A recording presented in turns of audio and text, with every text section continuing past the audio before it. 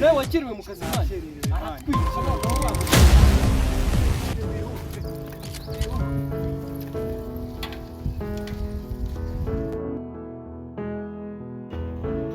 Buriya rero biri reka mubwire sibyo. Aka kazi gahemba neza pe. Ariko umva ko ngiye uramukire ndamukunda. Naragiye bonus tukajya no kwirira ibyana n'ibyo. buri uramukunda wowe. Bose se man nkunda ko Bose ne aduha mana karuko nyine tukajya no kurya ubuzima. Akagahunda kazi. Akuzi gukora ahantu bakamani batavuga ati n'akaruhuko. Man hari abantu bakora kuva kwa mbere kugera ku cyumweru. Ngayibaze none ari nkaho hakora. Yewe se akora bro funga umutwe ku rwego rwo hejuru ku buryo na Bose iriya ngo hazayivugisha. Urashaka kuzakunda Bose.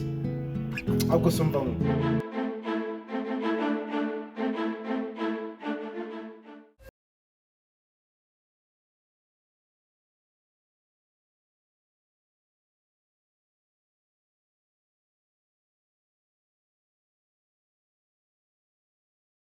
Bose yakuhaye ugomba gukora ubwo yabiduhaye turi babiri akumva mubwira wagenda ugakuraho bya bintu ukabidepoza hariya kugira ngo Bose mana atazene no kutwimaga gushya nyine mane kuko kujya mu kanya kwiryohera. Umva mubwire duhembwa yangana nawe genda utunde. Oya mukore neza n'ibindi muri kurunga. Ahubwo ariko babanje baje ko nabona bagiye. Nazo bari bose bagiye. Bagiye sinzo bagiye.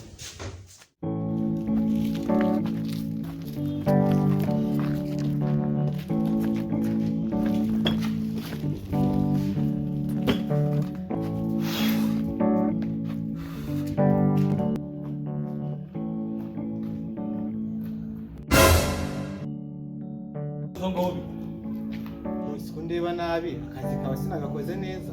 Ariko wakibwa wowe ngukugishije iki? Ahubwo bagenzi bawe bariye ko nababona. Bose ariko ngiyeho akazi kanjye nagatunganyije bya bagenzi banjye sinzi. Man ngimba mbona uzabikibwa man. Kandi reka nkubwire man uguzana mu kazi hano. Man ibyo ntago bari sana. Nje ndimbwa amabere. Man sana papici. Jya mu kazi dore mabere. Abe. Nyana yimbwa ngo ni pi. Faranga yanjye Tempa nkubwire. Je nundi muntu. Akubira ikibazo zongera kumenya. Akubira ikibazo n'ibikindi bigurana.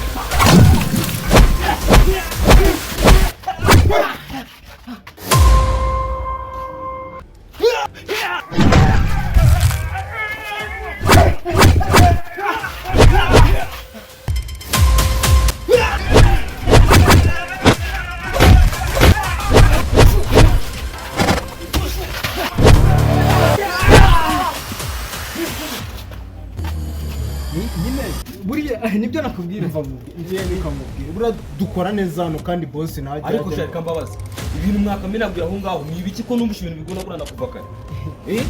Nibyo twahoze tuvuga. Bose uzise ntacyo Tempa ari ikintu twakoze. Oya twe turakunda bura n'akazi ujya gukora neza vuba. Bose turaje humura rwose nibyo humura Bose.